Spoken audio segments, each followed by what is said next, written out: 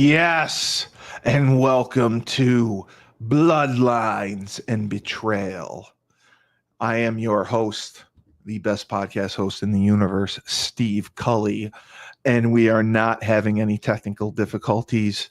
And with me is always the man himself, Coach Schuman. And tonight, we will be talking about a passion case of mine, a case that I've been following for 2 years, a case that I've been harassing Dave about for several months. And we finally have the platform to talk about it. It is the most controversial case going on right now in the United States, arguably more controversial than the Lori Vallow Daybell case, even though she's representing herself and doing a hysterical job at that. This one is about the trial of Karen Read, or should I say the second trial of Karen Read. And I was inspired to do this because I am a loyal, as they say, turtle rider. And many of you will wonder what that means. Turtle rider means you watch a controversial blogger and controversial podcaster named Turtle Boy, aka Aiden Carney. His name's Aiden Carney. He was a former school teacher. He was a high school teacher. He coached track. And he did Turtle Boy secretly because he's very conservative, and he didn't want to get in trouble, found out by the school about his blogging and his podcasting. So he gets caught eventually because he went to a Buffalo Bills game at Buffalo. He's a hardcore New England Patriots fan, and he kind of acted up. And someone from Buffalo, found out who he was. They saw his face, found out who he was, and then they put it on Twitter and went to town and exposed him. Buffalo just blew up his spot. So the school was getting hammered with emails. The school was getting dominated on Twitter, and they eventually were like, we're going to have, we can't keep you as a teacher anymore. But he had tenure. So they ended up coming to a financial agreement where they paid him. I'm making you yawn already.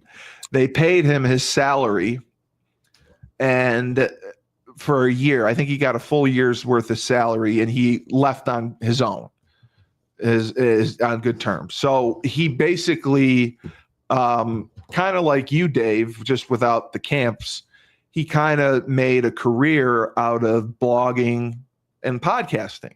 And I am a loyal turtle rider. I read his blogs, and I pay a membership fee to get his website. You can go on a site to get turtle. No, but you can go on a site ad free, but he has so many ads that it's a pain. So I pay for the ad free version, and I pay to support him because I think he calls himself an award-winning journalist because he was named Worcester's top journalist, ahead of the Worcester Telegram and Gazette and everything else. He was named the best journalist in Worcester. Wow. So he calls himself for like 3 years in a row. So he calls himself, and then they stopped handing out the award because he kept winning it. So he calls himself an award-winning journalist, and he also prefers to go by Dr. Turtleboy, because his reasoning is if Joe Biden's a doctor, then he should be a doctor. Interesting. So The Karen Read case, give the background gist of the case, okay? And Yep. then just so people understand who don't know. So I was in the hospital for a month when I had my amputation, and all I read was Turtle Boy. And Turtle Boy started covering the Karen Reed case during this time, and he's covered nothing else really since. So the Karen Reed case, allegedly, they went out. It's about the murder of her boyfriend, John O'Keefe, a Boston police officer. Right. They went out in Canton, Massachusetts, to two bars, the Waterfall, C.F. McCarthy's. Okay. And then they met up with a group of people. Jen McCabe is one of them. The Alberts, Brian Albert, Carrie Roberts, a whole group of Cantonites, as he calls them. They're like townies, Canton townies. And John O'Keefe didn't really know them that well. Karen Reed didn't know them at all. They were invited back to the Alberts' house to keep the party going because the bar was closing. Got it. So Karen Reed drove with John. Karen Reed didn't want to go because she's like, I don't know these people. I just want to go to bed. So she goes and she goes to the house. They call to make sure they're at the right house. John gets out of the car, and John was supposed to call her when he got in. Right. To just let her know. So she's out there waiting and calling, and John's not answering. And she's leaving him nasty messages saying, fuck you. Like, where the fuck are you? This is fucking bullshit. So she ends up leaving. Now, the Commonwealth alleges as she was leaving, she saw him and backed into him, killing him, which is completely asinine because the experts from ARCA does accident reconstruction. Right. They were hired by the federal government because there was a federal investigation into the investigation of this whole thing. ARCA said it was physically impossible for her to. Now, first of all, the Commonwealth said she did a 3-point turn and hit him. Then they said she turned and backed up and hit him. They've changed their theory a bunch of times. Okay. They said that she backed into him, killed him, and left him to die. And she said, first of all, do you think that I wouldn't notice that I backed into somebody? Because she had a broken tail light. You don't think I would notice that I backed into and hit someone and get out of the car and help them? The love of my life? Like, that's ridiculous. So she leaves, she goes home, and she doesn't really sleep. She's nervous because she hasn't heard from John. She calls and she calls and she calls, and there's no response. No response, no response, no response. Finally, at 4 a.m., she calls Jen McCabe and Carrie Roberts. She's like, I don't know. I'm worried about John. I don't know what's going on. I haven't heard from him. Can we drive around and look for him? Because she didn't know the area, so she called for help. So they come, they pick her up, they go to John's house. He's not there. So then they go back to 34 Fairview Road, and this is where, it gets controversial. Carrie Roberts and Jen McCabe claim that they never saw his body. Karen Reed, once they got close to the house, immediately said, stop the car, I see him. She gets out. She sees him. Okay. She starts performing CPR on him. She's freaking out. She's livid. She's just a mess. She's performing CPR. She's saying, help me, help me, help me. Give me towels to warm him up. He's frozen. He's freezing. So the police come, first responders come, everyone comes.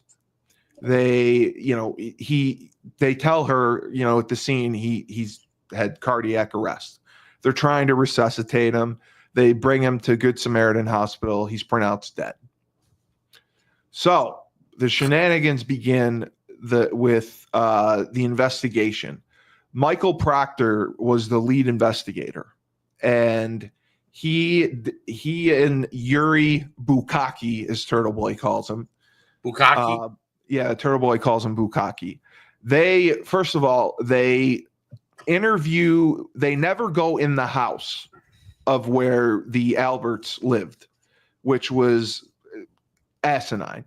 You know, you have a cop who was murdered outside this house. You don't go inside the house. You don't look at anything. You don't look for any signs of a struggle, any signs of an. Can you stop yawning?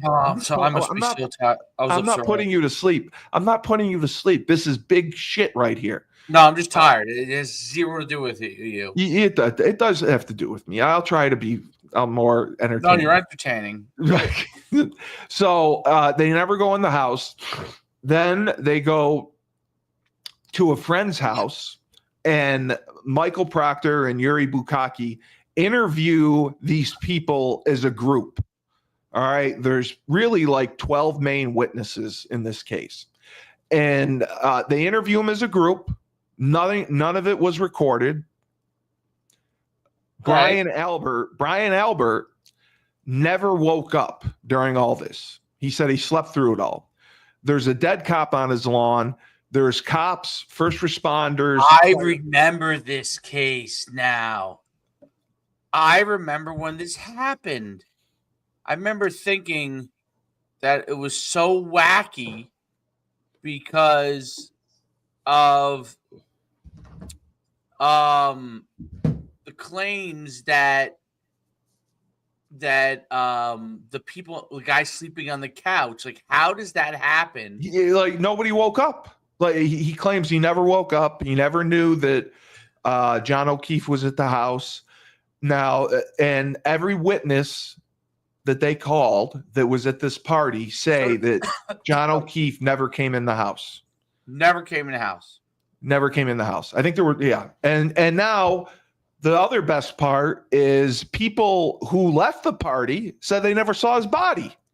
So you're gonna buy it? Yeah, you're not gonna see a 6'2", 220-pound man lying in the snow as you're walking to your car. So the theory is that he was placed there. Yeah, the theory. Okay, so the theory is if you Google John O'Keefe autopsy photo arm, which I would like you to see, the theory was that he went in the house. Now he didn't get he had been neighbors with the Alberts before. He didn't get along with them. He didn't get along with the son because they used to like throw beer cans on his lawn or whatever. So the theory is he came in the house, he got into an altercation, and there was a fight. And, you know, Colin Albert, one of the son of Brian Albert, beat him up with other guys in the house. Matt McCabe, Brian Higgins. There's a bunch of names that are all cops. And they beat him up and then threw him outside. Threw the body outside. And they know they killed him, you're saying? The defense says it's a major conspiracy. It's a big cover-up because they're protecting the blue line. They're all cops. And there was a text from Brian Albert to Michael Proctor, who was the lead investigator. Am I okay on this? And his response was, you're a cop. You're good. So everyone thinks, you know, why are they trying to plant it on Karen Reed? Because he was found outside. When she got there, allegedly, she said to a paramedic, I hit him 3 times. The paramedic testified yesterday, and he changed his story. At the first trial, he said that she said it 3 times. I hit him. This time, 2 times. This time, he said that she said it 3 times. And her defense lawyers were like, does your memory get better over time? Is that what happens? Like, do you remember better as time goes on? Right. And yeah, so there were many claims that she said it was more, could I have hit him? Did I hit him? Like she was asked, she was talking out loud, but she was in a complete state of shock. She was emotionally distraught. She had to be brought to a hospital and sedated because she was going so ballistic and crazy, because she's like, oh my God, he's dead. Oh my God, he's dead.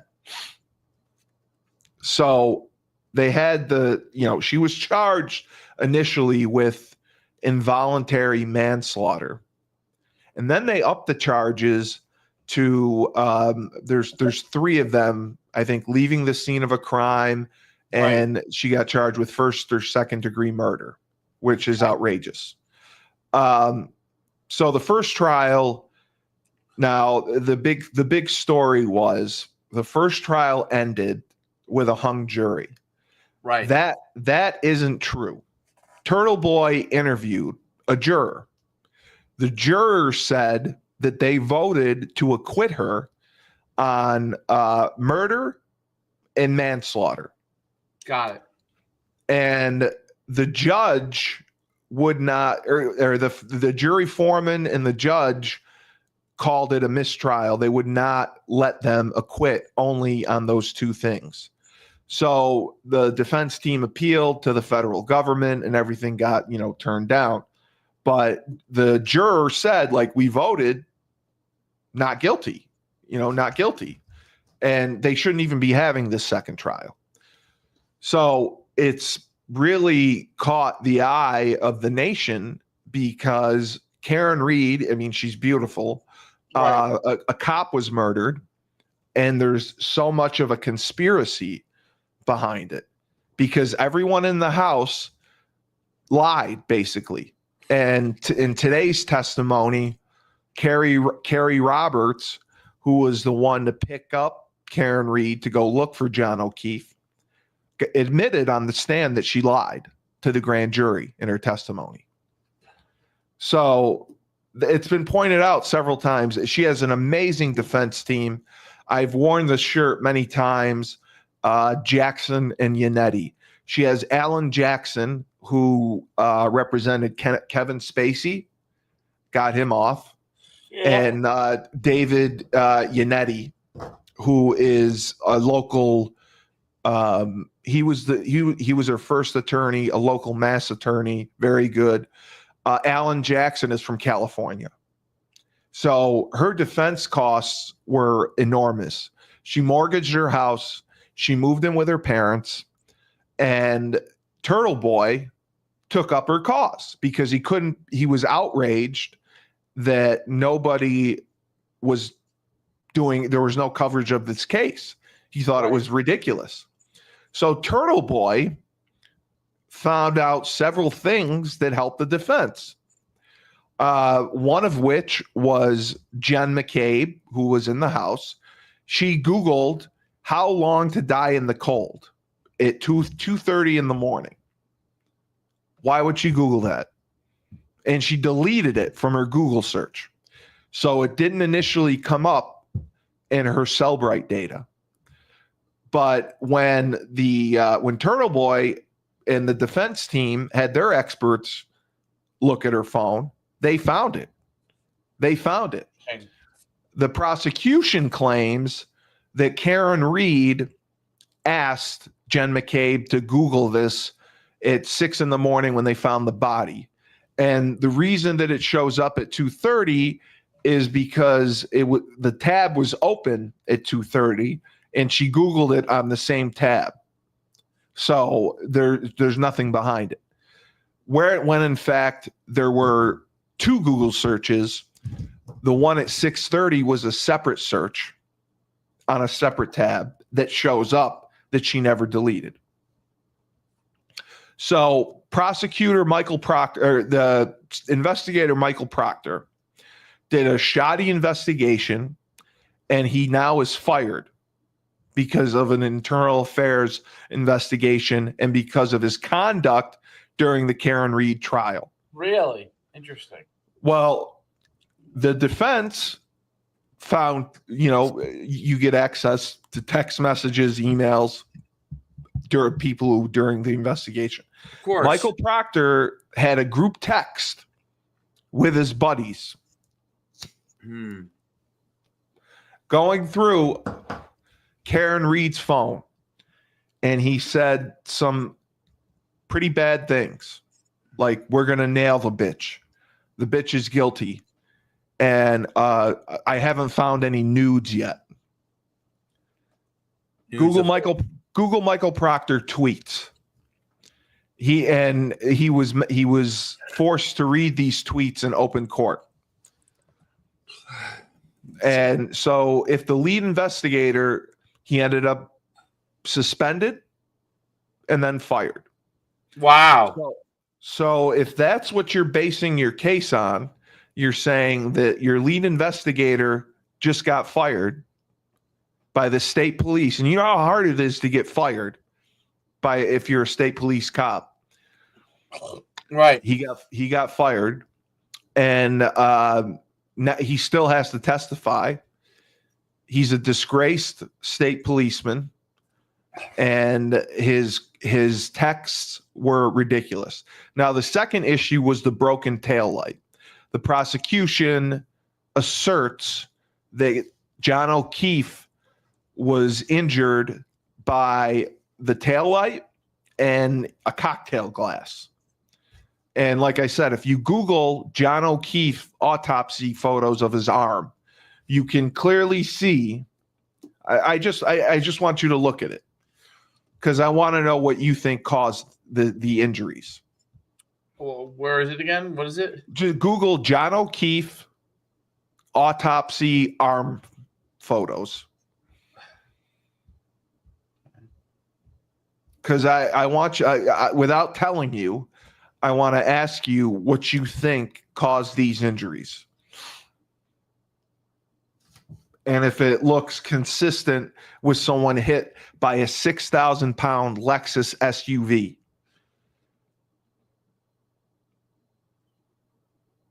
All right, so I'm looking at. Hold on. I looked at the tweets, and now I'm looking at. What am I looking at now? I want you to Google John O'Keefe. John O'Keefe, yeah. Autopsy arm photos.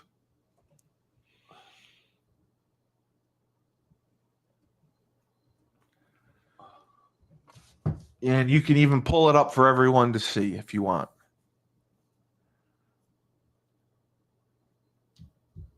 Oh. Okay.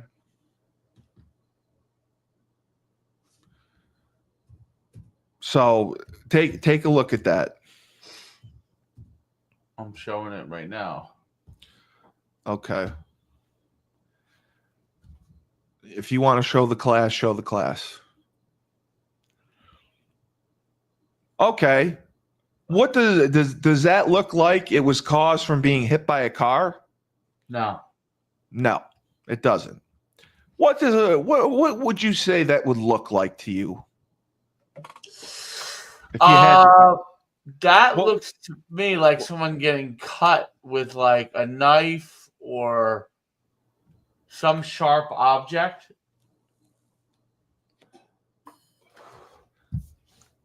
The Alberts had a dog named Chloe. Okay, I can see that too.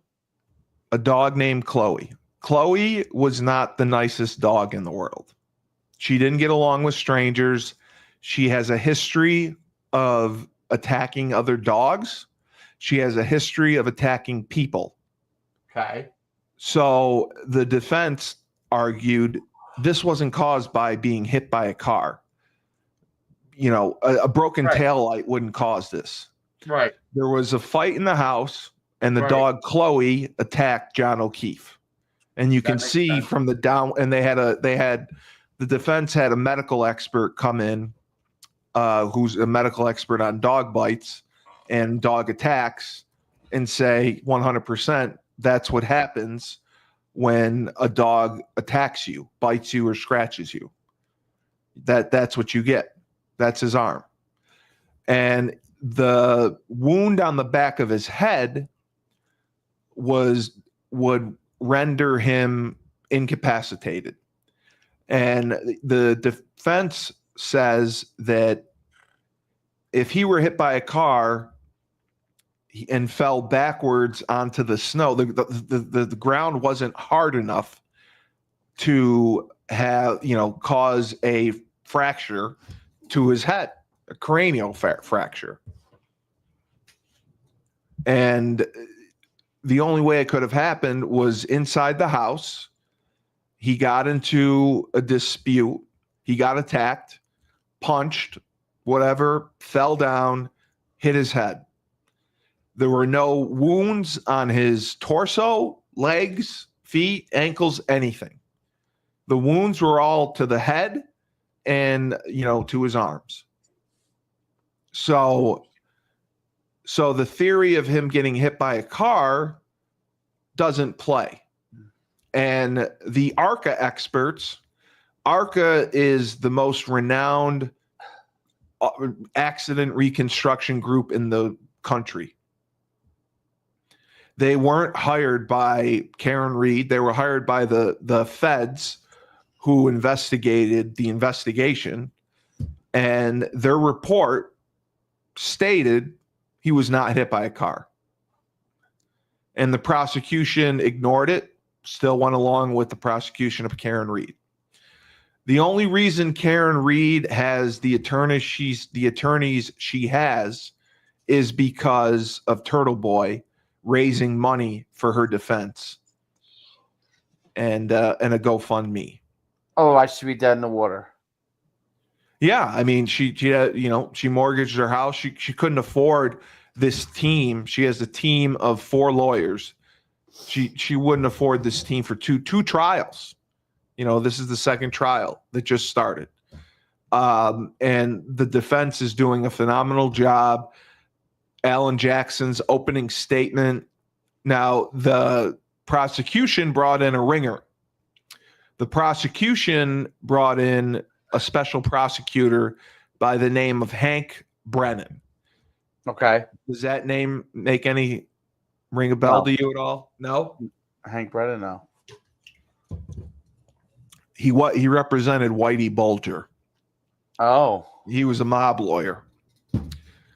He's not really, he's not a prosecutor. They brought him in because the previous attorney was a dope. So Hank Brennan called Peggy O'Keefe to the stand today, the mother of John O'Keefe. And it really didn't do anything for the case.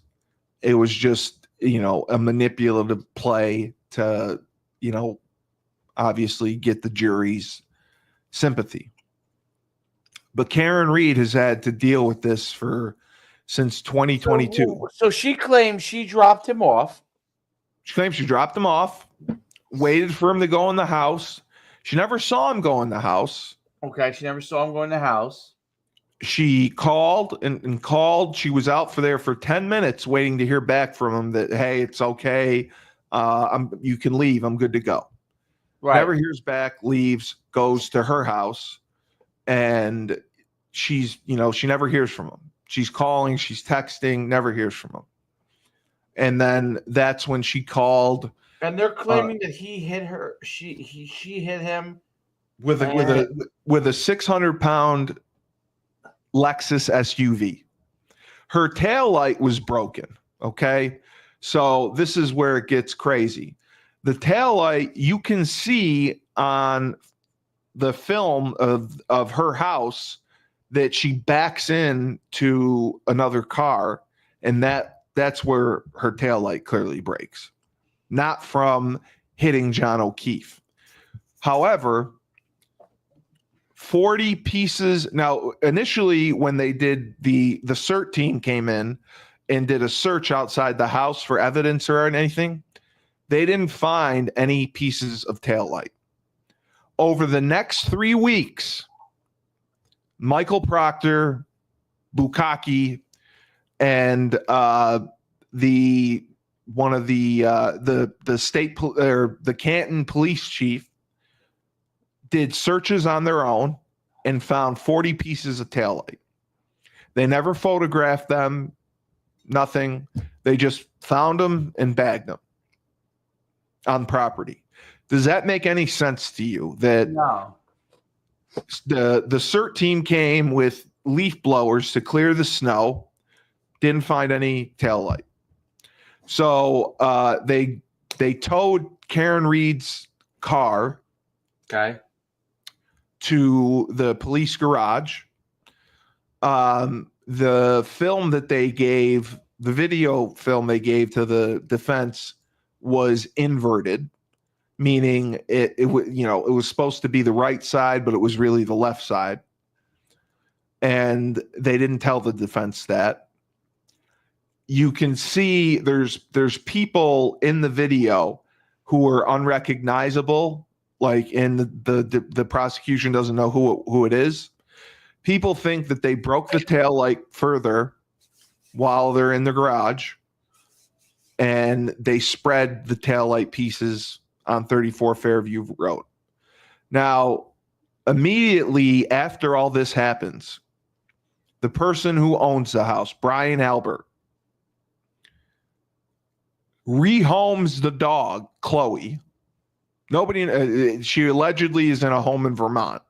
Right. And he sells the house. And he sells the house for, he takes probably $30,000 less than what it's worth. Moves out. And he has the floor in the basement replaced. Yeah. So that's all suspect. That's interesting. Yeah. So this guy sells the house. Now they want to get bite marks from the dog. Okay. But the Alberts are like, well, we don't really know where the dog is right now. So allegedly they found that where Chloe was in Vermont, they went up and they had bite marks taken. And the bite marks don't match the arm. The defense was never allowed to see the dog or get the impressions taken. So they're not, I don't think they're going to be introduced at trial because the defense didn't have access to it. So that's why I think Karen Reed is 100% not guilty. Turtle Boy took up her cause. He does podcasts about the case all the time. He raised money for her defense. You know, they helped tremendously pay for her attorneys. She's been on Dateline, 2020, a lot of documentaries. And I just think that she's being framed. And it's a shame. One of the other jurors was an attorney. Right. She made a statement. It was right before the trial starts, saying that I became a lawyer because I had faith in the judicial system. After being on this jury, I absolutely do not. It's a shame that the Commonwealth is wasting millions of taxpayers' dollars on this case that shouldn't be even brought to trial. And I'm disgusted. Why are they trying to set her up in particular? Someone's got to take the fall. It's a cop. It's a dead cop. Someone's got to take the fall. And the only one, they're not going to, everyone who was at the house were cops. Got it. They were cops. And John O'Keefe and Karen Reed were not part of the inner circle of this group. Right. This group from Canton. So blame it on the girl. That's what her attorney said. Blame it on the girl. I just want to see if I can find Michael Proctor, the lead investigator, his tweets that he had to read in open court. This is what he said about her.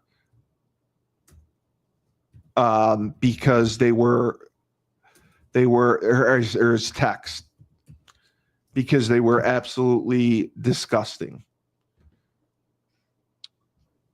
Did he even know her? Did these guys know her at all? No, they didn't know. They barely knew John O'Keefe. Even though they barely knew John O'Keefe. So the whole theory is that they confronted him or he confronted them. They got in a fight. They killed him in the fight. They had to blame someone, so they blamed her. Yep. Okay. They blamed her. Interesting. So Michael Proctor, he was texting his high school friends. A friend asked, "Is she hot at least?" And Proctor replied, "Absolutely."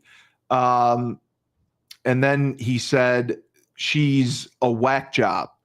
Then spelled out a vulgar word for a woman. And these are your words. He said she's a cunt. Proctor continued, "She's a babe. She has a weird." The guy who was in charge of the investigation? Yes. Oh my She God. said she has a weird Fall River accent and has a fat ass. And the prosecution made him read these texts because they had to account for him. And the prosecutor at the time said, "Why did you text this?" And Proctor said, "I was unprofessional, and these were regrettable comments and something I'm not proud of, and I shouldn't have wrote in private or any type of setting." Proctor also testified he shared a picture of Reed being walked out of the Milton State Police Barracks when someone asked if Reed was a smoke show. He replied, "Eh," and made a disparaging remark about a medical condition. He said that she used to wear a bag. Ugh. Because she had a condition where she had to wear a colostomy bag. Got it. So this is the lead investigator. This is the lead investigator. Jeez. So this is why he ended up being suspended and fired for the conduct and the text messages. That's great. Yeah, and so Chris Albert testified. I'm sure that am I going to receive any shit for this? And Proctor responded, "Nope, you're a Boston cop too." So, well, do I believe that? It seems to me that this could be theoretically. It makes a lot of sense that this could be the case. The question is, how do they prove that she was not involved? Like, how they have proof? Well, because of the timeline, the medical examiner said that he died from the head injury, not hypothermia. And if he really was hit, now the prosecution says that she was hit at 12:30 in the morning. If he was hit, John O'Keefe was hit outside and incapacitated at 12:30. They don't find him till 6. His phone would have been frozen and shut off. Right. They're trying to say that his body kept the phone on. Well, if you're outside in 2-degree weather, you're going to freeze. Right. Your phone's going to freeze. Your body's not going to keep it cold. So it's ridiculous. It's absolutely ridiculous. Interesting case. Yeah, and that's why I am an advocate for Turtle Boy. I'm an advocate for Karen Reed, the judge in the case, Beverly Canoni. She's as cunty as it gets. She is completely biased.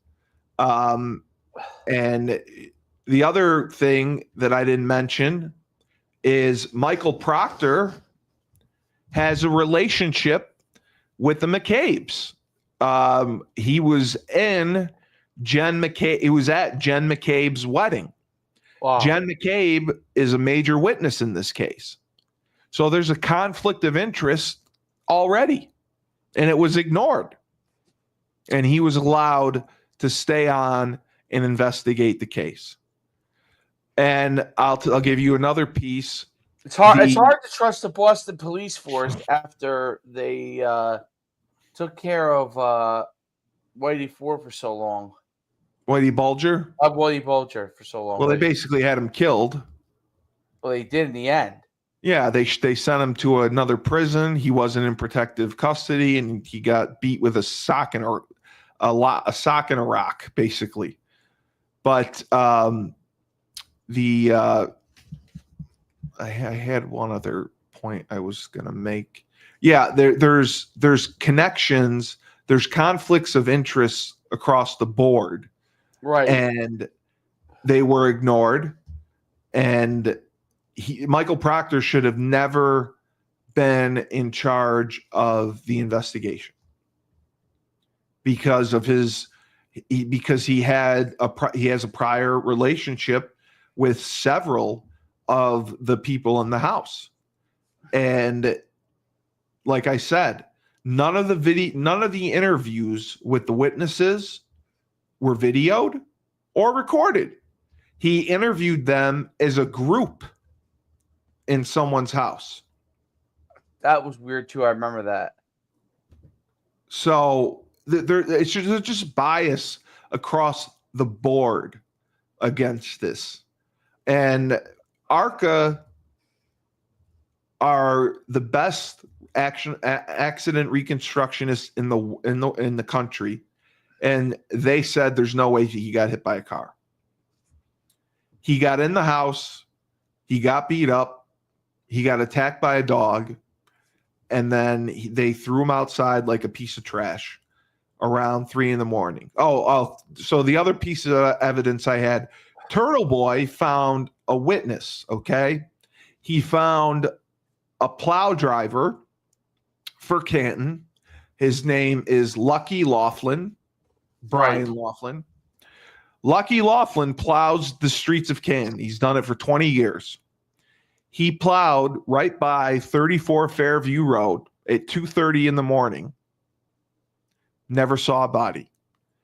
He was asked several times, did you see anything? Was there a body? Because the lights go to the side. Right. Because they don't want to hit any dogs or cats running across. So he would have seen a body. He said, I saw no body. To me, that ends the case right there. If the body wasn't outside at 2:30 in the morning, no charges should have been filed against Karen Reed. There's no way she could have done it because the body allegedly was out there since 12:30. And, people are coming and going and nobody sees it. How credible is that? That's crazy. So that is why I wanted to talk about the case. I watch it. I'm passionate about it. Turtle Boy got me into it. I'm a big Karen Reed supporter. If I could drive, I would go to the trial and protest. And, I know that you're tired. It's an interesting case because she was with him. And they're alleged, because she was drinking and driving. She didn't really drink that much. She bought 4 drinks, but on the film at CF McCarthy's at the bar, she barely drinks them. And I believe when they tested her blood, what's her background? Is she an innocent person? She never got into trouble. She worked at a financial firm. She had a great job. She's very smart. She's articulate. She's beautiful, and they're going after her. And the second trial, they brought in a special prosecutor, which is Hank Brennan, who represented Whitey Bulger. And, the defense team, I think, is incredible. Alan Jackson, David Yannetti, I think they're incredible. Even Eliza Little is incredible. And, it's funded by Turtle Boy. Turtle Boy is the main source of funding. Turtle Boy found witnesses for them. Turtle Boy did so much to help the defense. Now, he's charged with 19 counts of witness intimidation. Right, because he was tampering. No, he didn't really tamper. I told you the one incident where he went to Jen McCabe's lacrosse game. He did in 2023 what was called a rolling rally. Okay. So him and his supporters went to all the houses of all the key witnesses. Now, they stayed on public property, but they went to like Michael Proctor's house. Right. And Turtle Boy had a megaphone saying, how come you're not investigating Jen McCabe for how long to die in the cold? She Googled it at 2:30 in the morning. He's asking questions. This investigation is faulty. Who else are you looking at? How come there are no suspects? Then they would drive and go to Jen McCabe's house. Jen McCabe, why'd you go Google how long to drive in the cold? Why did you do that? Why is it funny to you? Why do you lie about loving John O'Keefe? So he went. She loved John O'Keefe? Well, yeah, they had problems here and there, but they were still very much in love. John O'Keefe, his brother, died unexpectedly. Okay. John O'Keefe was raising his niece and nephew. And Karen Reed was like a mother to them, like a stepmother to the kids. So it seems like to me, if what you say is true, that when she dropped him off, he went inside. They had some disagreement about something. He probably stepped up to them. They're a mob of people because they all know each other. Yeah. They beat him up. Yep. They beat him up a little bit too much. Well, I think it was an accident. Like he probably got or he hit his head. Right. And he hit his head. Yes. He hit his head. He cracked his head open. And instead of calling 911, they're like, "Fuck." And how do we get this so we don't go to jail?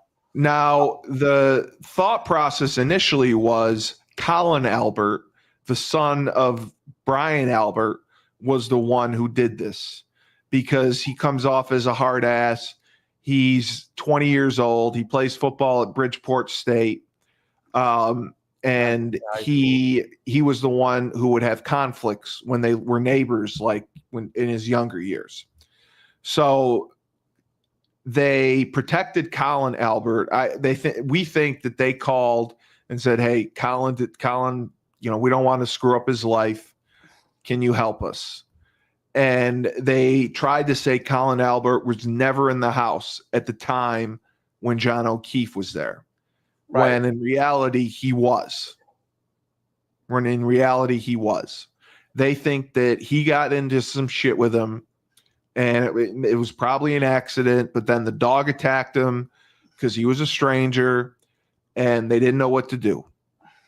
So they just threw the body outside and, tried to come up with they all, colluded together to come up with their alibi. They're like, "Oh, he never even came in the house." Right. And, we can all say that. No, we never saw him come in. And that's what the witnesses all say. So, but with the plow driver's testimony, he plowed the roads. He sees everything. He's dead set. I never saw him. And with ARCA, the accident reconstructionist saying there's no way that he got hit by a car. The prosecution's theory of how he got hit doesn't hold water. We did test after test after test, which they showed that he couldn't have gotten hit by a car. So that is why the jury was not really hung the first time. If you read about it, they voted to acquit on the manslaughter and murder charges. They were hung on leaving the scene of an accident or whatever. But the judge never let the defense team poll the jury.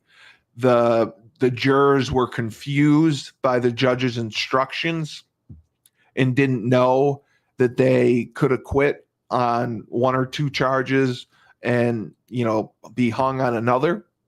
They Right. thought they had to acquit on everything, and they weren't. But the judge refused to bring the jurors back and repoll them or do anything like that. They went to they appealed federally, and the Fed said that we're not getting involved. So Difficult case. That's why I wanted to talk about the case. It's polarizing. It shouldn't be, though. It shouldn't be. Well, it shouldn't be, but because of the blue wall. Yeah. Yeah, they're all protecting each other. They're all protecting each other. But it's bullshit. It's bullshit. Yeah. It's bullshit. And I 100% believe that she's going to be acquitted. Sounds like, remember, it has to be. There's reasonable doubt everywhere. Right. There's it's by moral certainty and a reasonable doubt. It's everywhere. This case should never have gone to trial in the first place. So I think, they have a good jury. The defense has done a good job so far. The opening statements, I thought, her attorney, Alan Jackson, was on point, was the best that he's been. His cross-examinations have been great. He got Carrie Roberts today to admit that she lied to the grand jury in her testimony. Yep. He tore the paramedic apart who said, I hit him. Said that she said that. He's like, oh, your memory gets better over time. You must be someone special, because that doesn't ever happen. People's memory doesn't get better over time. Of course. You must be one of the few. So they've been tearing apart the witnesses. The only witness was John O'Keefe's mother, who should not have testified because it didn't add anything to the case. So that's what I wanted to go over. That was great. Yeah, no, great. Sure it was great. It's hard for me to sit in one seat for this long, but yeah. No, that's it. I just wanted great case. Yeah, we'll see what happens. It sounds like we'll see what happens. Yeah, we'll see what happens, I guess. Just if you get a chance, watch Turtle Boy's show from last night. It's on YouTube. I know you're falling asleep, but you can put it on as you're falling asleep and watch it. No, I mean he makes good points. He's at the trial, but he has to leave when a witness that has an indictment against him testifies. So, like, John O'Keefe's mother is one of the 19 indictments of witness intimidation. He had to leave the courtroom when she testified. Yes. It's hilarious. But I mean, what an interesting case. But the witness intimidation in Massachusetts, you have to be in fear of the person to be charged with witness intimidation. And none of these people are afraid of Turtle Boy. He's 5'9", 170 pounds. Like, he's little. Right. And they mock him and make fun of him. They're not afraid of him. So that's why, this case was something I wanted to talk about. It's polarizing. We don't know which way it's going to go. And I appreciate you hanging in there. Well, no, I appreciate you staying up after I missed us this morning. I will be going to Nashville tomorrow for my friend's bachelor party. That sounds like fun. I am bringing my podcast equipment so I can do our show Friday. And Mike Burton had told me that Joe Figiano is going to be the starter for sure. Oh, wow. Because I told him, again, I'm going to stand outside your complex. And if he shows up, I'm beating him up. I'm going to tackle him. That's funny. So, yeah, that's it. Turtle Boy has broken the case. Karen Reed will go free. I hope so. I remember the Karen case Reed. when it came out, and I thought, You really do. yes, because the thing I remembered was that made me suspicious. But then I kind of went on with my life because I thought, because it was Everyone did. they just said Karen Reed did it, right? So Yeah. but I remember thinking, wow, that's really weird. How could somebody be sleeping? Slept through it all. All this stuff happened. Yeah. Well, all this is going on. And a person is outside freezing in the yard? And people are just going out to their cars and leaving. Nobody sees them. Nobody sees them. Nobody sees them. Yeah, and this is why I think it's impossible. Okay? It is. Because they find Jack Nicholas in The Shining when he's frozen. And he's sitting there like this. Yeah. They see him. They go right by him. They see him. They're like, it's frightened by it, you know? Even though it's the dark, I mean, he was right by. Like, you walk by his body if you're going to your car. Unless they're that drunk, that's the only thing. They were all drunk. They were all drunk, yes. But I mean, but even when people are drunk, there's still some people that aren't. He's 6'2". He was 6'2", 220. Like, you're not gonna miss that. Crazy. Yes, so, I think she's got a good chance. I think I do too. And you probably just like her because she's hot. She is hot, but I it's Turtle Boy that got me. Remember this though. Mass women are dangerous. I agree. I agree. They have hot tempers. Oh, they do. They can go off at any second. Meanwhile, Connecticut, see, it's interesting. Jersey women have hot tempers too. Different than Mass. Oh, Jersey women. New York women definitely have hot tempers. No, they don't. People from New York are very easy. Connecticut women were some of the nicest women I ever Very met. Sweet, yes. Isn't that amazing? Well, it's because of you, because you're a charmer. No, I don't. I mean, I was, but that doesn't mean that's why they were sweet. I just think that. Well, I'm judging off of Connecticut school people, but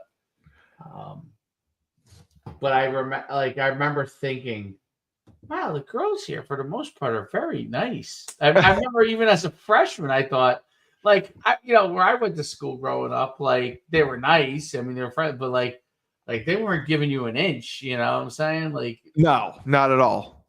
Connecticut girls were very, very nice. Very, you know what the word is? They were caring. They were compassionate. And they were kind. Kind and compassionate. Yes. I agree wholeheartedly. Sometimes to their detriment, especially when it came to athletes. But yeah, very much. But kind and compassionate, which is amazing considering Massachusetts, which is right above them, those women are tough. But yeah, so Karen Reed trial. We'll see what happens. Yeah. We'll see what happens. We may give updates. It's supposed to go for. People watch this pod today, despite my 50 yawns. Well, it's a great show, and I am the best podcast host in the universe, so that's not surprising. Yeah, so it's supposed to go 8 weeks. Okay. We'll see what happens. I can't wait for the defense to put on their case. And I'm pro Karen Reed. I don't think there's anyone else she did. If she's innocent, truly innocent, and she could go to jail, and all she did was drop somebody off. That's crazy. Think about I don't think it should. She should never have been charged with murder. They're saying it's premeditated murder. Because she was fighting with him and would just. So now's the time. I'm going to drop him off. I'm just going to back into him and end his life. It's fucking bullshit. The prosecution is bullshit. They've wasted millions of dollars on her. Taxpayer money. That's where you're going to. Congratulations. That's Massachusetts. They like They like high taxes. They like They're liberal as it comes. Yep. bureaucratic red tape, and you can't trust the Boston police. No, you can't. You know what I'm gonna have to ask about this? Ask your sister. Well, I'm gonna ask. I don't know if I'll get an answer, but I have a relative that dates a Boston policeman. Oh, really? Mm-hmm. And ask your sister too. I'll ask her. I don't know if she knows anything about it because she probably doesn't pay attention to that stuff. Well, it's on the night. It's on the nightly news. Like it's Every night. news now that it started. Yeah. So, yeah. So that's the case. I appreciate you letting me talk about it. I love this show. I do too. I think the show has look at 347 concurrent viewers too, huh? No, it's going to be huge because true crime sells. And guess who we get to start interviewing on Monday? No, Billy the liquor guy. we should have some of his stories on Bloodlines and yeah. Well, we're gonna make his series. What should be our next one? You had the case. I think your case is polarizing. The Texas case. Oh yeah, we should talk Texas case. I want to talk about that. We talked a little bit about it on Rebel Republic, but I 100% want to talk about it. Or that, or Lori Vallow Daybell. If you look her up, let's talk the Texas guy next week because that's in the news right now, just like Karen Reed is. Yes. And that case is obviously clear cut of who did it. Yeah, that just blows my mind that they support all the other stuff around it. Yeah, they're supporting the assailant. It's just like, wow. Yeah, maybe we can pull up some of the videos from their side, and then obviously some of the stuff from obviously the person who was killed side, and then discuss that. But we're probably going to be in the same boat from this standpoint. I think we are in this thing. Like the Karen Reed thing, as I read, it's just, you know what, to me, like backed up over when Tiger Woods' wife Edelin went after him, smashed with the golf. Yeah. She had a legitimate thing that she had found out that would send someone to a cheating. Yes, cheating. There's nothing there with that, right? No. So that's what I think is like, what would trigger? Well, if you they showed the dash cam. She's not a loon. She's not a loon, right? She's not considered a loon. No, she had a great job. Yeah, but listen, if you look at the dash cam video of when she gets there, when the police get there, she is running around, screaming, frantic, crying. But she had to, like I said, she had to be sedated. Would a guilty person do that? Act like that? Like, if you watch the video from the dash cam, she looks she's running back and forth. She can't sit still. She's crying. You know what case we need to talk? What's that? JonBenet Ramsey. I would love to talk JonBenet Ramsey. Because I watched all the stuff on it. Have you watched the stuff on like Netflix? 100%. You're a sicko like me. You're trying to figure out these things like I do. Like, I don't believe I'm a true crime guy. Yeah. I love true crime. I think we talked about it. Like Dateline used to be, it was a great show. Yeah, I watch every Dateline. Yeah. And is there any? There's no new news though about JonBenet Ramsey, is there? No, but I've watched the whole thing, and and the people that were alive, some of them died since. But the investigator who worked the case until his death left a lot of notes, and his daughter tried to pick it up. The investigator, one of the cops, retired and still worked on the case, and he believed that the brother did it. Right. And that was super controversial. And then ABC aired The a brother of John JonBenet Benet Ramsey's Ramsey. mother. No, the brother of John Oh, Benet Ramsey, yeah. So one of the things that was weird and hard the older about, brother. right, because they said some of the sexual evidence was planted, right? It could have been, but she was killed with a garrote, Right, which the bro. is really old school. Like, I don't think a kid would be able to make a garrote. Like, no. Exactly. That was right. That's what I thought was like hard to. The garrote seemed hard, and the whole thing about the how quickly she found him or he found him. He found him. Yeah, her. They called and said she was missing, and then he searched the house. They asked if he searched everywhere, and I guess the father found her in the basement. Yeah.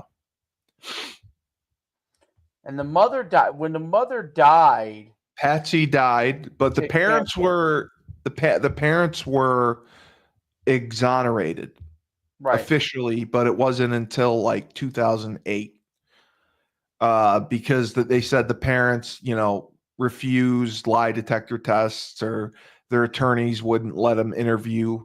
So that, a lot of people thought the parents did it. Well, that's usually where the first thing goes. Yeah, but they would have no reason to. I mean, she was making him money. I mean, in pageants and whatnot.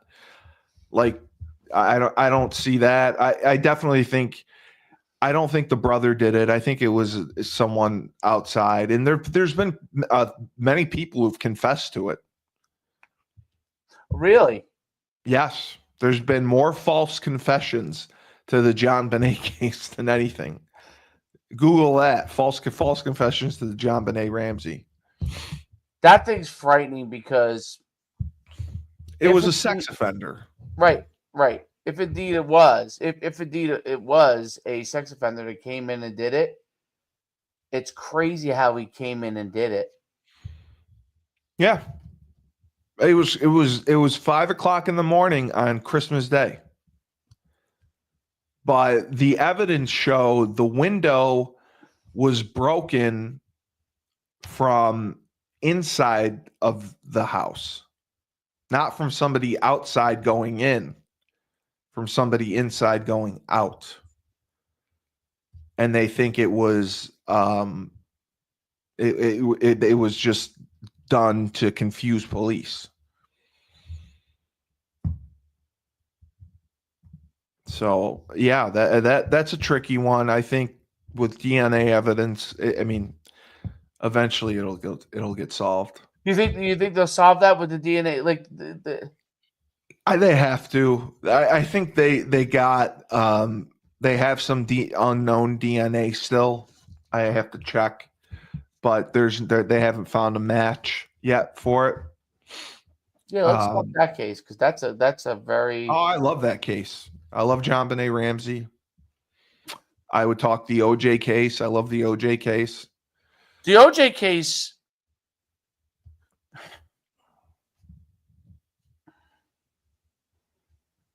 He didn't do it. What do you mean? What is you think he didn't do it? No, he didn't do it. So Why would he do it? He had no motive to do it. Who do you think did it? An unknown Ada assailant. Palin? An unknown assailant. See. You buy into the theory that, that there are more unknown assailants that are looking to do things. I don't think OJ had a motive to do it. They were already divorced. They had Ron Goldman's parents 100%. Yeah. Oh, they to his death. I mean, they never got the money. He was supposed to pay out $30 million or whatever. Never paid a cent. They ended up auctioning off items from his house, and that's how OJ got arrested, for trying to get them back. The thing that made me think OJ could have done it was OJ before he turned around his image as a youngster. He was a gangster. He And was? yes, look it up. Because they So said that he never embraced the black community. That no, was one no, of you're the talking post fame. he wanted to be white. Yeah. That They was said. more fame when he became Wow. He famous. grew up a freaking gangster. He Yeah, was look it up. hardcore? He was hard. He I was will. hardcore. He went to JUCO first. Remember, if you remember, I don't know if you I know, didn't know that. No. he went to I think San Francisco Community College Oh or wow. wherever he was from, you know, Wow. and then went to USC. So he's So he only played 2 years at USC? pretty sure. Let me look it up to be sure. That's what I find polarized. When I heard that evidence, I didn't know that. Wow. like let's think about it. Now, if that's true, okay, and obviously nobody will ever know what the truth is one way or the other. When it happened, I was convinced it was OJ. Um, Oh, there's you're no way. right. He grew up in the projects. Yes. Holy crap. Of projects of San Francisco. Now let's think about that. You grew up tough like he did, right? Jesus. He did Wow. once he football allowed him to turn around his life. And you're Okay, right. He went to City College of San Francisco. there you go. I have a lot of use. Holy shit. Yeah, because he was a track star, football player, Yep. track star. Yep. But really Yep. was a blessed athlete. I don't think he was a growing up. Not that he wasn't smart. He No, is they said smart, he wore braces on his legs and had rickets when he right? was young. But as he got older, he was. I mean, he was an unbelievable athlete. Yes, yes, I but he mean, wore braces unbelievable. on his legs until he was 5, and he had a bow-legged stance. And he earned money by scalping tickets and collecting seat cushions at Kaiser Stadium. And he was raised by his grandparents. Wow. Yeah. I had no idea. I just think that He was an he turned OG. his life around, and the things that Nicole Brown Simpson was new boyfriend. Well, He she met him at the end of his career. Like she didn't meet him during his heyday. no, I know that, but I'm And I saying believe he was he's a married before that control too. freak. He's a control freak. Yes. He learned to control his urges, right? He controlled these things that he was originally as a six. Look, Uh, there were 62 separate incidents of domestic violence. oh yeah, they got called all the time to the house. Yes. Right. So this is a guy. This was my theory. This was a guy, and we'll talk O.J. Simpson too. And this was a guy who turned his life around because of football. And then But the wanted guy was still the white guy. community. That person was still there. Right. The OG was still in him. The OG was still in him, and but he was smart, so he But understood how. he tried so hard to be white though. Like Well, I he don't think only he wanted to be white, but he went but to white country clubs and he tried. What I think he tried to do is I call it assimilate is the word. yeah, of course, right. But because I'm people not saying always white. Like I always say, because I always say that you want to see something fascinating. This has nothing to do with bloodline. people are always hard on him because they say he did nothing to embrace the African American community. Well, I'm going to explain an interesting, similar thing, but different. So, when Jews came to America, one of Yep. the reasons why Jews fit in, um, and kind of lost some of the old world identity, which is why you see a large amount of liberalism. Sometimes you say to yourself, how come Jewish people aren't for Israelis? You know what I mean? Who are also in those. Well, they've worked very hard to assimilate in America, right? Because of all the other countries that have rejected them over time. In America, it became an opportunity to assimilate, right? And when you assimilate, it's not really consciously, but it's more like subconsciously reject some of your own background, right? To assimilate and adhere um to the world that you're in, right? So I use that analogy because there's a great PBS thing on like Jewish people in America. I thought it was fascinating. Just came across it one night, and it struck me as how when there's anti-Semitism, you could see people like in New York Jewish people not saying, "Oh, the people," like you have people like us saying, "How could Columbia not allow that?" Right? But you have Jewish people that aren't barking against it. You have some that are, but because of assimilation, meaning you've come. You make your money in America. You do the things necessary to succeed in America, and it makes it hard when you assimilate sometimes to recognize that you're assimilating. Well, OJ assimilated and realized in order for him to be successful in America, he had to reject a lot of his background. I don't know if that Right. makes sense. You know what I No, mean? he did. So he had to Absolutely. reject a lot of his background, which was a very tough upbringing, which was a guy who figured out how to manage the streets. And because he figured out how to manage the streets, when he assimilated, he also figured out how to manage and adapt in, the white world. You know what I'm saying? Like adapt where he could succeed, and he knew what to say and do. But it doesn't mean that he wasn't still that same guy that was tough and from the streets. You know what I'm saying? So Right. Absolutely. and so my guess is that when you're controlling everything about your life, when you lose control of something, it's frustrating.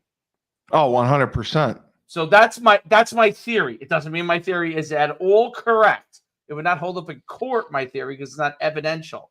Because obviously all the evidence was presented.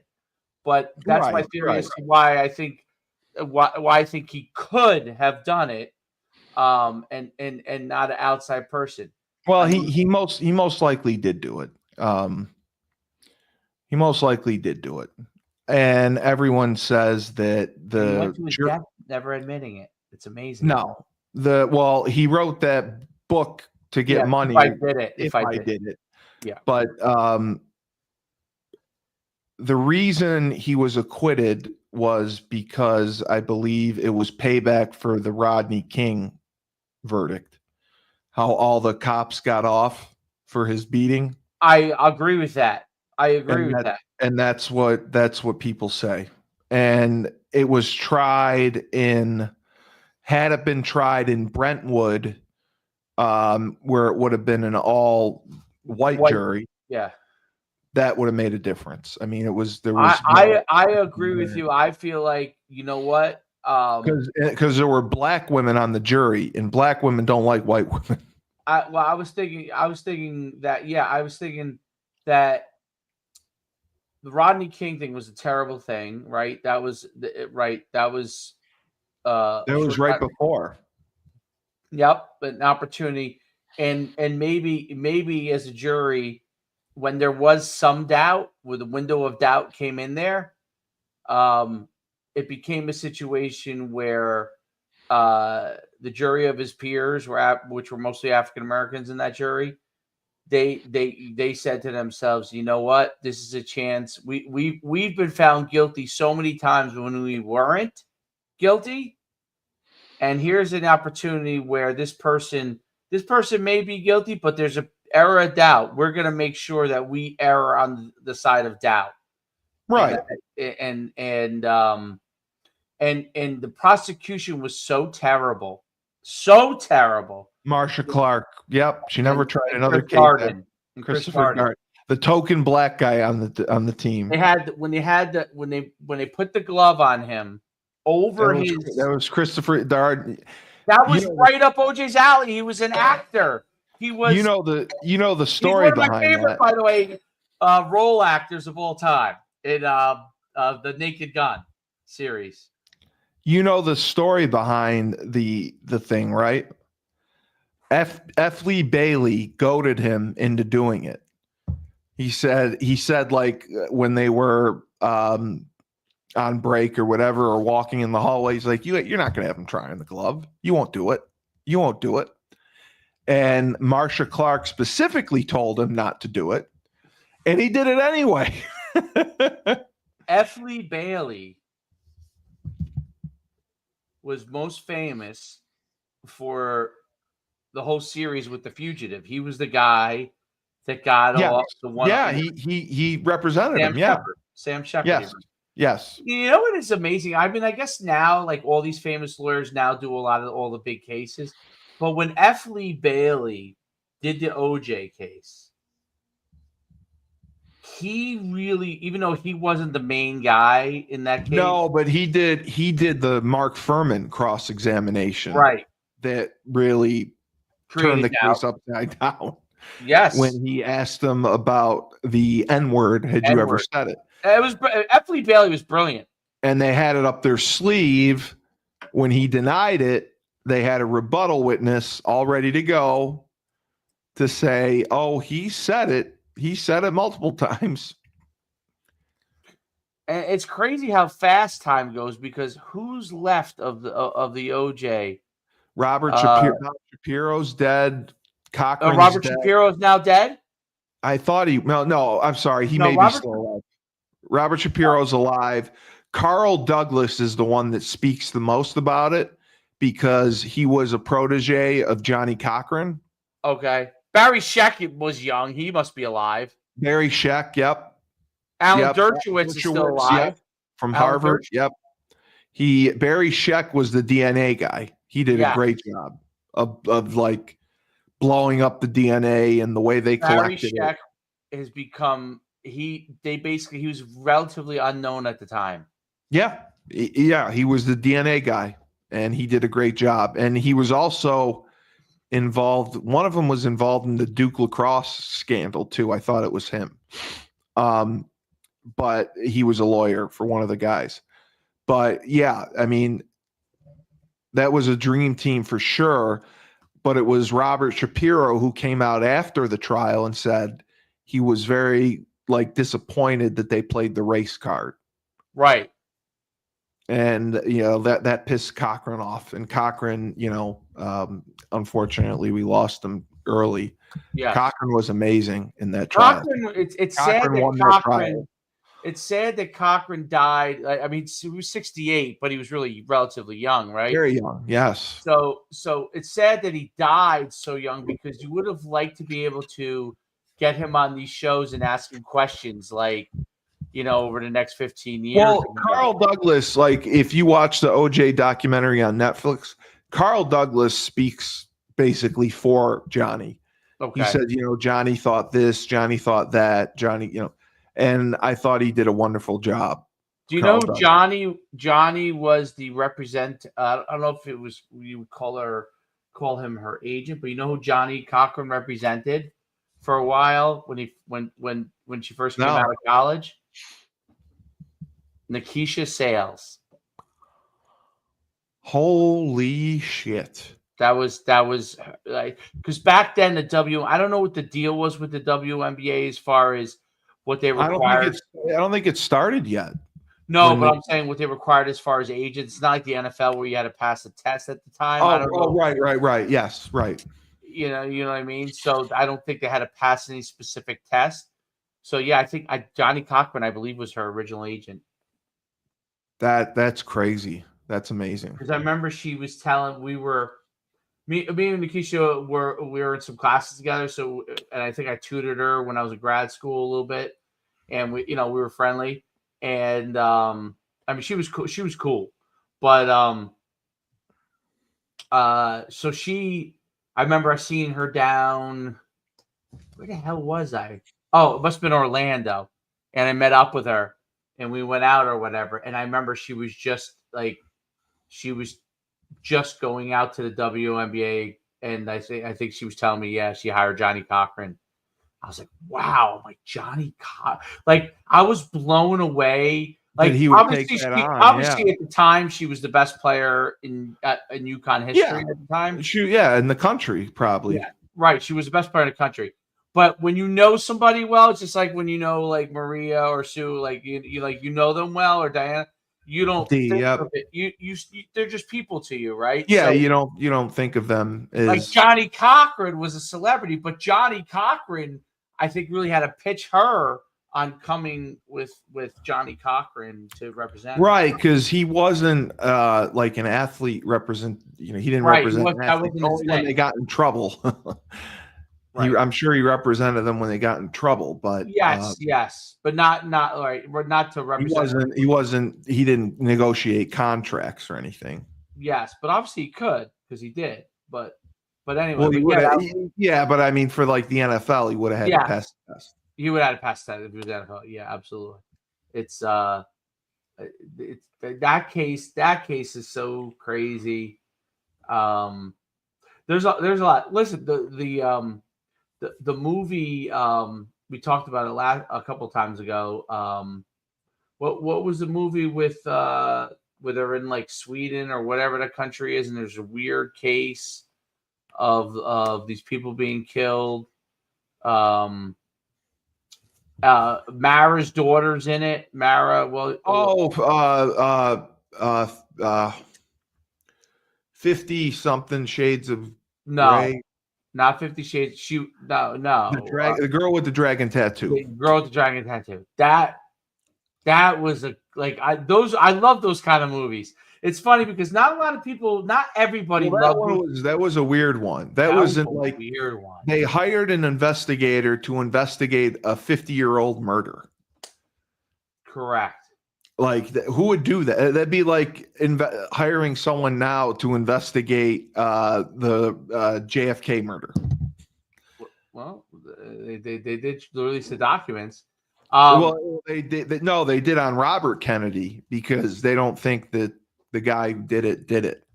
People in the Kennedy family don't think that he did it. Sirhan. They don't think. Yeah, They thought it was what, the mob or something. I don't know, but one of the relatives went to interview him to see him in jail and talk to him, and came out and said, "It's not him. You got the wrong guy." And they supported his release for parole. And he never got it because he claims he has no recollection of it. He's like, I don't remember. I don't remember anything.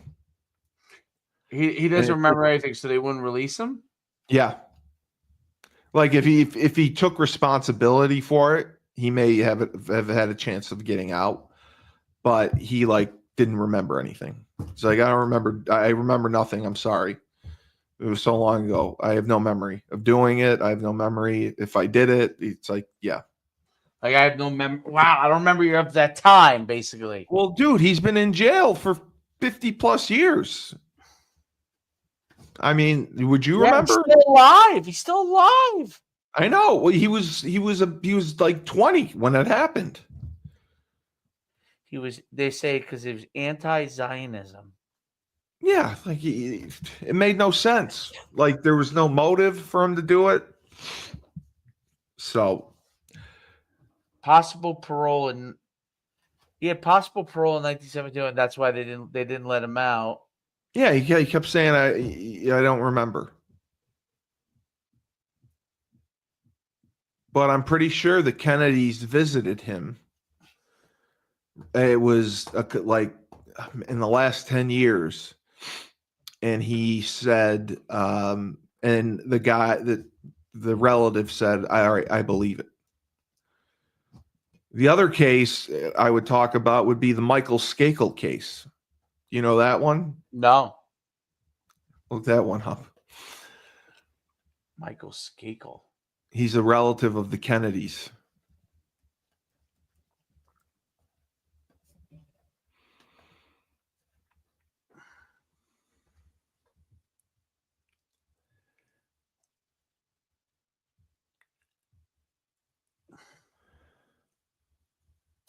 What was he accused of doing? Murdering a girl or a neighbor that he was like a peeping Tom, and he murdered this girl. And I believe he was tried, convicted. Oh, he's a nephew of Robert Kennedy. And then he was released on appeal.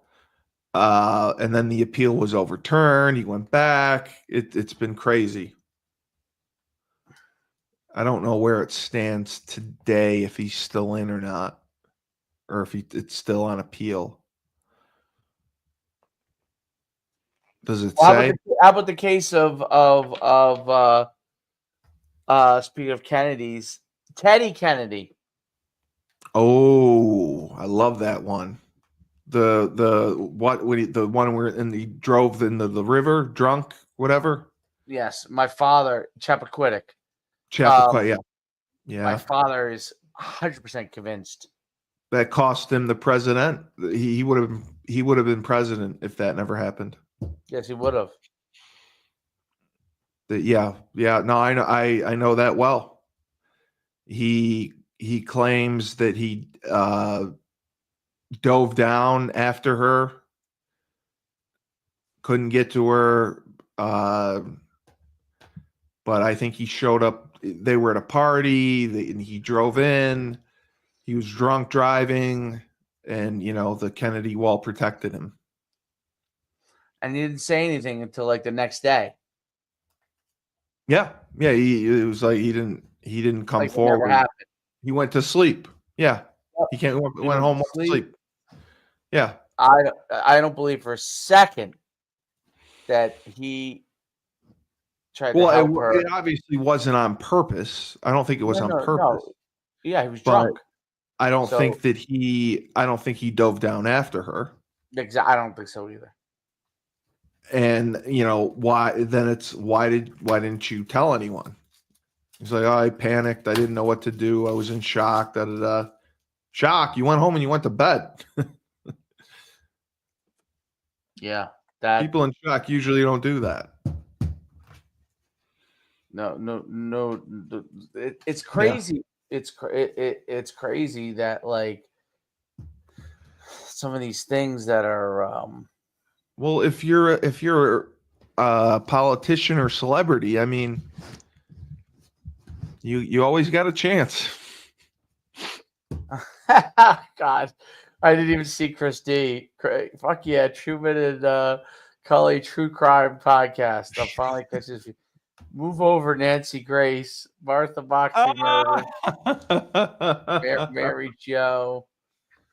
Oh yes, that was the girl, I guess, who take Ted Kennedy can't dive down anywhere. Yeah, that. Plus, he was was he cheating on his wife at the time too? No, I don't think so. Okay.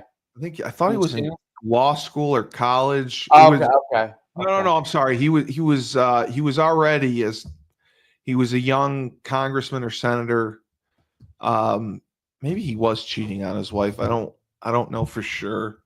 But yeah, I think that was brought up.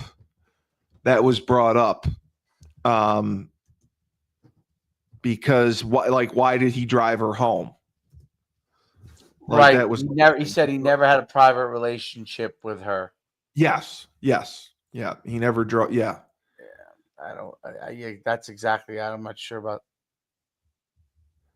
Yeah. Okay. So yeah. Yeah, he was at a. It was the Island in Massachusetts. Wow, I didn't know that. It's by Martha's Vineyard. I'm sure.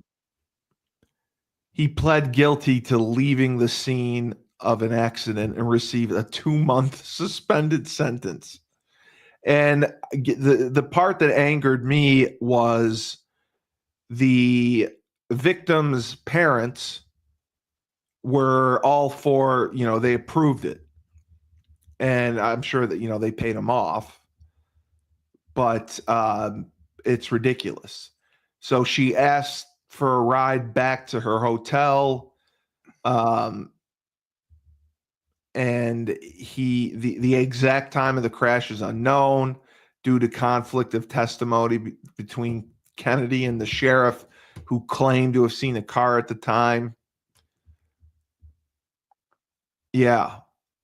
He was speeding, driving erratically. and there was no reason to go down that road. Yeah, it's really so Kennedy swam free, but she was not able to. He said that he called her name from the shore several times and then tried to swim down to reach her 7 or 8 times. He rested on the bank for 15 minutes before he returned on foot to Lawrence College. He denied seeing any house with a light on. His route took him back to 4 houses where he could have called to help, to get someone for help. He didn't attempt to contact any help or local residents. Yeah, I didn't know this. He returned to the cottage where the party was still in progress. But rather than alerting all the guests to the crash, he quietly summoned 2 people and collapsed in the back seat of a rented Plymouth in the driveway. And a friend drove to the crash site to try to rescue her from the car. They jumped in the pond repeatedly, but were not able to due to the strong current. After they recovered, they drove to the ferry landing. The 3 were all lawyers, and they discussed what they should do while standing next to a public phone. Gargan, his friends insisted that the crash had to be reported to authorities. Kennedy refused to. Have He you did seen not. what this bridge looks like? No, I know it's a wooden, terrible bridge. Yeah, I'll show you. I like what Christy said. Wow. And Kennedy, how about this? Kennedy called friends and lawyers for advice at 2:00 in the morning instead of notifying authorities that he was the operator of the vehicle, which was still upside down in the pond. He called his brother-in-law, Stephen Edward Smith, Congressman John V. Tunney, and others that morning, but did not report the accident. He was still at the payphone when he heard that his car and her body had been discovered. He then crossed back to Edgartown to go to the police station.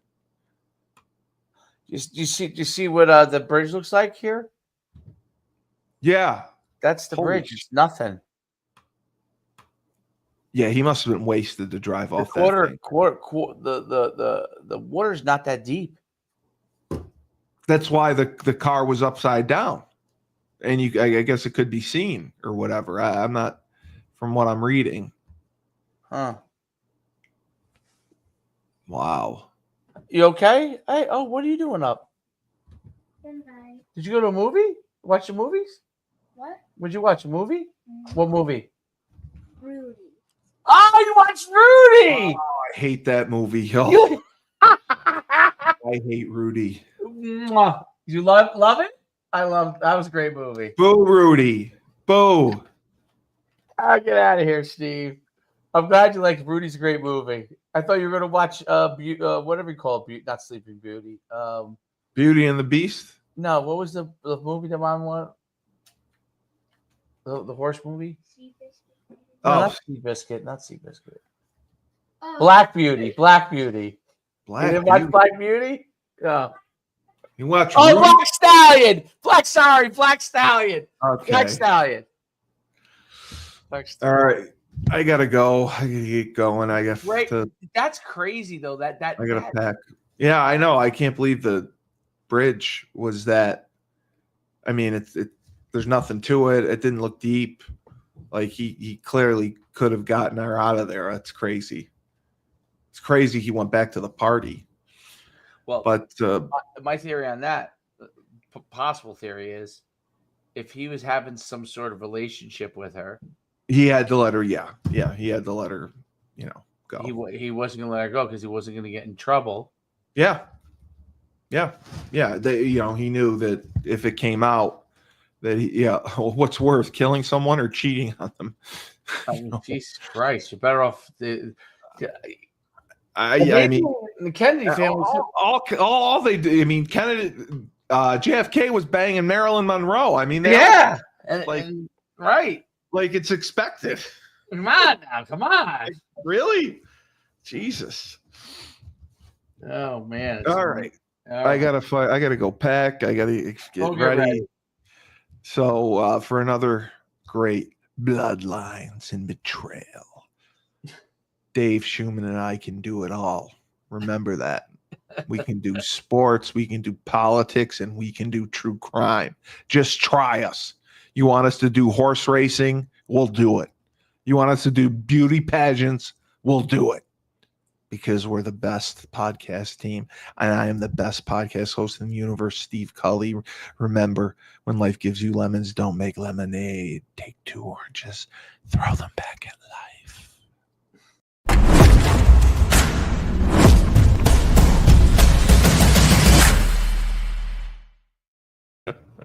I'm sorry.